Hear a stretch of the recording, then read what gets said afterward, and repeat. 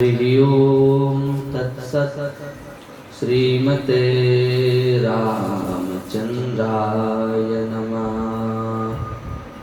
ओम नमः परमहंसास्वादित चरणकमलचिन्मकरन्दाय भक्तजनमानसनिवासाय श्रीरामचंद्राय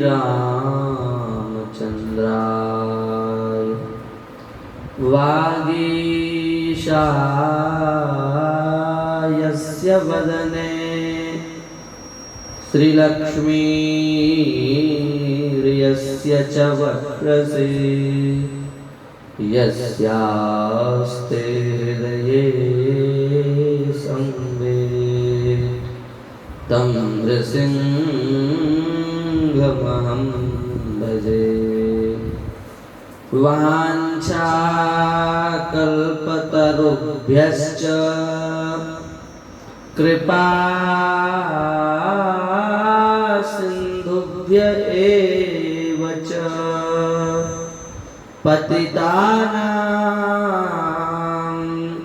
पावनेभ्यो श्रीवैष्णवेभ्यो नमो नमः। हरिशरणं भक्तवांछा कल्पतरो भक्तवत्सल शरणागत वत्सल दीनबंधु दया सिंधु कृपा सिंधु नंदनंदन श्याम सुंदर की महती कृपा करुणा से हम सभी जीवन का सर्वोत्कृष्ट फल सत्संग लाभ प्राप्त कर रहे हैं।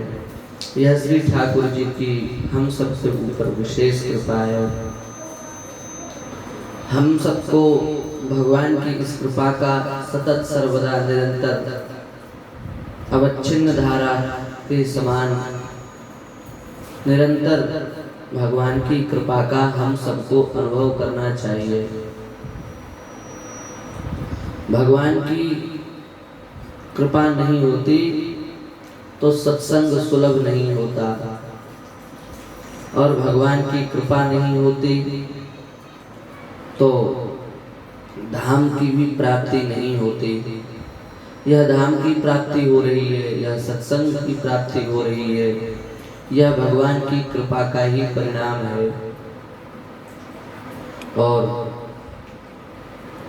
विशेष बात यह है कि प्रायः संसारी जीव संसार के तापों से तप रहा है। क्यों तप रहा है?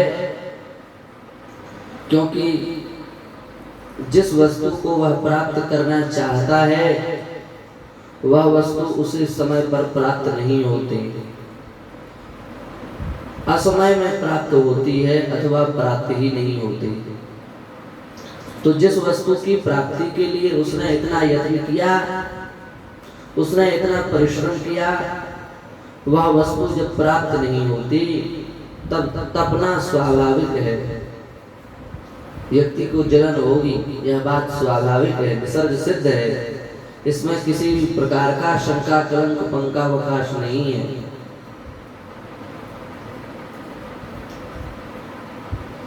तो यह जो ताप है, संसार के ताप हैं, 3 प्रकार के तापों का वर्णन तो स्वयं श्री गोस्वामी तुलसीदास जी महाराज ने किया। दैहिक दैविक भौतिक तापा, ये जो त्रिविध ताप है, इस त्रिविध ताप से सारा संसार तप रहा है। क्यों? क्योंकि जिस वस्तु की प्राप्ति करना चाहता है उस वस्तु की प्राप्ति होती नहीं है, इसलिए फिर तपना पड़ता है। इससे कैसे बचें? इस ताप से मुक्त होने का क्या उपाय है? पहला उपाय तो हम स्वयं बता रहे हैं शास्त्रों के आधार पर, दूसरा उपाय आपको श्रीमद् भागवत के अनुसार बताएंगे। पहला उपाय तो यह है, हमें जो कुछ भी प्राप्त होना है वह हमारे प्रारब्ध में लिखा हुआ है। अतएव प्रारब्ध में जितना लिखा है उतनी की ही हमें प्राप्ति होगी। एक दृष्टांत से समझें। यदि तो हम दिन भर सुख की प्राप्ति के लिए प्रयत्न करते हैं, पर उस सुख की प्राप्ति के बीच बीच में हमें दुख की भी प्राप्ति हो जाती है। तो क्या हम लोगों ने दुख की प्राप्ति के लिए यत्न किया? नहीं, दुख की प्राप्ति के लिए हम लोगों में से किसी ने यत्न नहीं किया।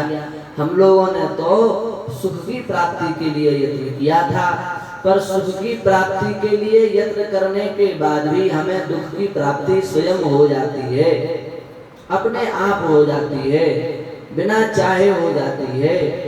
जिस प्रकार से हमें दुख की प्राप्ति होती है, उसी प्रकार बिना चाहे बिना परिश्रम किए हमें सुख की भी प्राप्ति हो सकती है।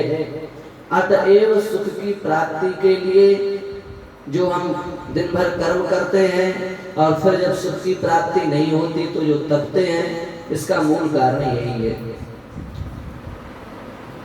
तो यदि हमको इस जलन से बचना है, संसार के तापों से नहीं तपना है, तो उसका एक ही उत्तर है, भगवान के नाम को अपनी जिह्वा में निरंतर रटते रहो और नाम का रटन करते हुए भगवान ने यह सेवा के लिए शरीर दिया।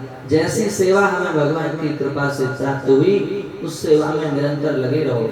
हम ये नहीं कह रहे हैं कि प्रारब्ध से आपको प्राप्त होना तो आप अपने घर पर अंदर से गेट लगा करके बैठ जाएं, ये बात नहीं कह रहे हैं, पर वह सेवा समझ करके आप कार्य करें और उसके फलस्वरूप आपको जो प्राप्त हो जाए उसमें संतुष्ट हो जाए।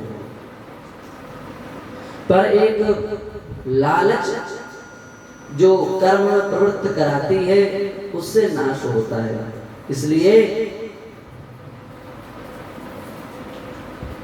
भगवान की कृपा से हमें जो प्राप्त है उसमें हमें संतुष्ट रहना चाहिए। भगवान ने हमें जो सेवा दी है उस सेवा में हमें लगे रहना चाहिए। पर धन की प्राप्ति के लिए, सुख की प्राप्ति के लिए अधिक यत्न नहीं करना चाहिए, क्योंकि उसकी प्राप्ति उतनी ही होगी जितने आपके प्रारब्ध में लिखी हुई है। उससे ज्यादा आपको सुख की प्राप्ति नहीं हो सकती है। जीवन भर व्यक्ति कभी दुख की प्राप्ति का यत्न नहीं करता, पर उसको दुख की प्राप्ति अपने आप हो जाती है। जब दुख की प्राप्ति अपने आप हो सकती है, तो क्या सुख की प्राप्ति नहीं होगी? सुख की प्राप्ति भी होगी। लगे रहो, चिंता मत करो। हमारे जीवन में यदि सुख होगा तो अवश्य मिलेगा, और सच्चा सुख तो भगवान के चरणों में है। सदा सर्वदा के लिए दुख से निवृत्ति का क्या साधन है? हमारे जीवन से दुख सदा सर्वदा के लिए समाप्त हो जाए, इसका क्या उपाय है? श्रीमद् भागवत में जब भगवान दक्ष प्रजापति के यज्ञ में प्रकट हुए, तब सभी देवताओं ने अलग अलग भावों से भगवान की स्तुति की। उन्हीं में से सिद्धों ने भी भगवान की स्तुति की, बड़ी प्यारी स्तुति की। उसी स्तुति का एक भाव हम आपको सुना रहे हैं। यदि यह भाव आपके हृदय में पुष्ट हो गया, तब फिर आपको संसार में तपना नहीं पड़ेगा। फिर संसार के ताप आपको तपा नहीं सकते, फिर आपको कभी दुख की प्राप्ति भी नहीं होगी। तो वह क्या मार्ग है? सिद्ध लोग कह रहे हैं, अयम त्वत्कथा मृष्ट पीयूष नद्यां मनोवारणः क्लेशदा वाग्निदग्धा तृषार्तो वगाढः न सस्मारदावम् न निष्क्रामति ब्रह्म संपन्नवन्ना। सिद्ध कह रहे हैं, हे भगवान, संसार के विषयों में आसक्त होकर के हम जीवन भर से तप रहे थे। यह मन रूपी हाथी संसार के अनेक प्रकार के क्लेशों से क्लेशित होकर के अत्यंत दुखी था, पीड़ित था। पर जब से हमने आपके कथा रूपी सरोवर में इस मन रूपी हाथी ने जब से गोता लगाया, तब से फिर हमें कभी भी दुख की प्राप्ति नहीं हुई। यह मन क्या है? बोले यह मन ही हाथी है।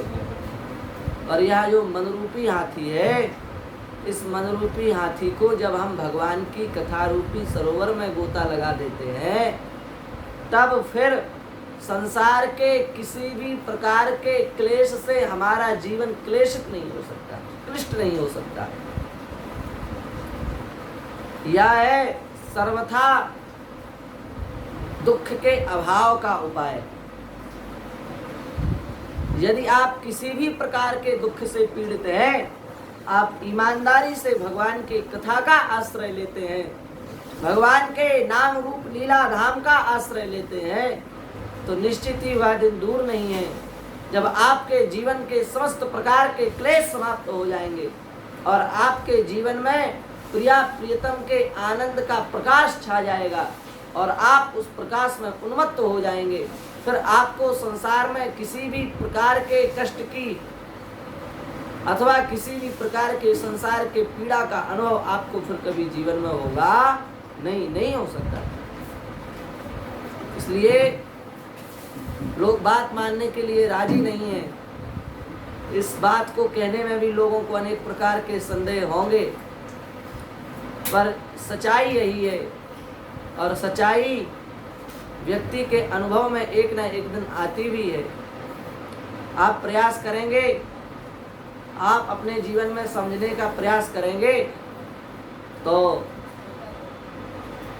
निश्चित ही वह दिन दूर नहीं जब आप इस बात को भी समझ जाएंगे कि भगवान की कथा का आश्रय लेने से क्या लाभ मिलता है। इसलिए चिंता मत करो, संसार के कितने भी प्रकार के क्लेश हो, आप प्रेम से आकर के कथा में बैठ जाओ। जब आप कथा का श्रवण करेंगे तो यह विश्वास मानना, संसार के क्लेश पर आपको तपा नहीं सकते। भगवान के भक्तों के विषय में लिखा है, तपन त्रिविधास तापा नैतान मदगत चेतसः। भगवान के जो भक्त हैं, संसार के अनेक प्रकार के ताप उन्हें तपा नहीं पाते। संसार के किसी ताप में ऐसी सामर्थ्य नहीं होती कि भगवान के भक्त को तपा सके। इसलिए सभी लोग जितने भी सुनने वाले हैं, श्रवण करने वाले हैं, प्रत्यक्ष में अथवा परोक्ष में, वे सभी इस बात पर ध्यान दें। संसार के समस्त प्रकार के दुखों का नाश करने का यही उपाय है और ये उपाय करने से आपके दुख सदा सर्वदा के लिए नष्ट हो जाएंगे। इसमें किसी भी प्रकार का कोई आपको संदेह नहीं होना चाहिए। श्री वृंदावन बिहारी लाल की जय। जय जय श्री राधे, जय जय श्री राधे, जय जय श्री राधे।